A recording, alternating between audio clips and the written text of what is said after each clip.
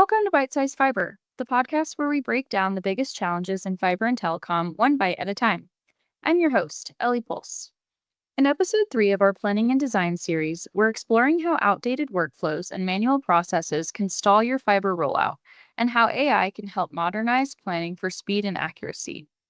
I'm joined by Stephen Baker and Jeroen Vanhaverbeke, who share what it really takes to streamline design workflows, why disconnected tools create unnecessary delays, and how AI-powered design automation is helping operators plan and scale networks faster than ever. If your team is ready to move from spreadsheets and manual tasks to a modern AI-supported planning process, you won't want to miss this conversation. Let's dive in. Would you say companies and teams are still using the same workflows, or do you think those have gotten updated over the years? What would some best practices be if you were going to change your workflows? My recent company experience was to build really overcomplicated workflows that required a lot of data to be downloaded, uploaded to the workflow application. And it was also built around, I'll call it management by metrics, because each task had an SLA and you were measured against the SLA for your work versus the quality of the work that you were going to deliver. So companies continue to change them. Do they do them the right way all the time? Probably not. I think most companies would lean towards more efficient workflows to get the job done better. It's just some of these companies, they're so big, they're silos, people have different agendas. You don't always get the best workflow in the end. It's easy to fall into the rut of this is the way we've always done it, but not taking into account the business is changing, you're not. So how are you going to keep up efficiencies if the company is changing, which is being driven by customer demand as to how you have to change and adapt to provide services to them? And looking at a typical network rollout, historically, there will be a couple of different systems that are used for different types of actions. Like you have a planning tool or a planning software, then a system of record, and a couple of other ones as well.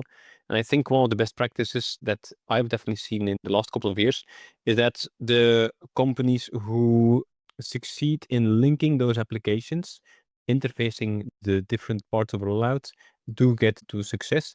And even better, I think, if it's possible to have a single software solution in the middle that controls planning, design, rollouts, maintenance, and so on, with all of those activities centered around one single software in the middle, that really is a good basis for success.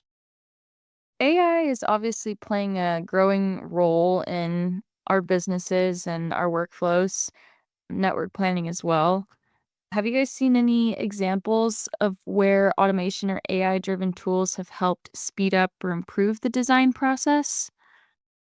Yes, there are probably more than a few tools out there that do this, that obviously Thumbsoft brings that to the table with AI.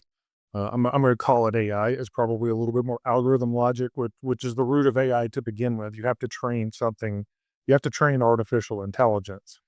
But I think it's been instrumental in the planning process to determine how much is it, putting together an estimate. If I'm going to fiber overbuild a city with 10,000 homes that I'm going to service, I don't just go out and start designing and building. I've got to plan for it. I've got to make sure I've got the financial backing, as well as many other planning processes, working with utilities, working with municipalities to be able to go out and do it. So if you're getting that up front, but then on the back end, doing high level designs and then into low level designs. So in my previous role, I left a program that I put together, which was leading towards design automation.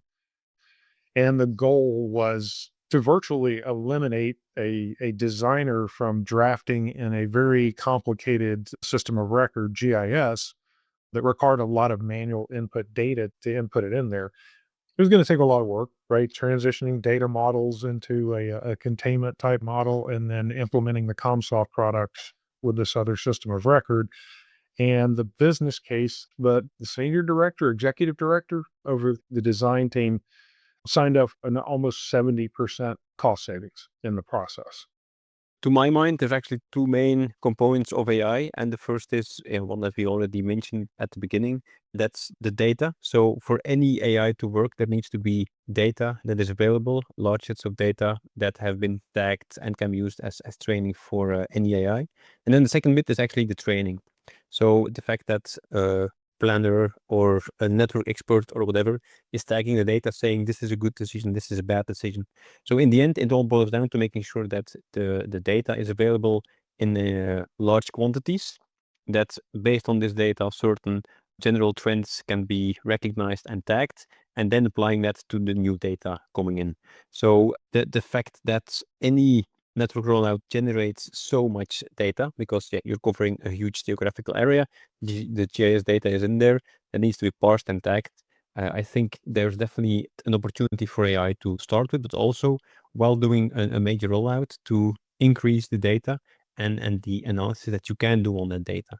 So I think the further you go along with a rollout, the more data there is, the more it can be tagged, and the more efficient the AI predictions will be moving further along in any network rollout. And then there's also the as-built data, so pictures that I've taken of splicing trays of the internals of cabinets and so on, that then can be parsed by AI and seen.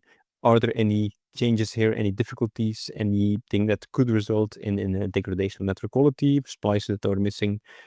The first part to be able to use AI is generate data, centralize that, tag it, and then see how it can be used to increase the quality of network. Yeah, so that's really cool. I know we've seen some new tools come out. One of those is Deepomatic. Have you been able to get familiar with that? Can you tell us a little bit more about Deepomatic? Yes, indeed. Diplomatic is one of the partners that IQGeo has been working with for a couple of years now.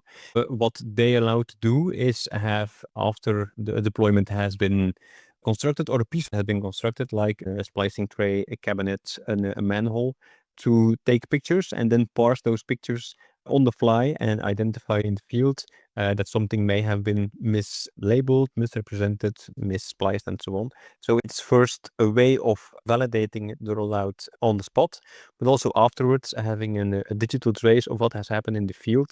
And that reverts back to a previous topic that we've mentioned, the fact that once constructed, you need to make sure that the as-built data is brought back into your data systems. So it actually plays a double role there. You are validating the rollout and at the same time making sure the records of your inventory system are as accurate as possible. That's cool. I'm excited to see the role that Deepomatic will play with IQGeo.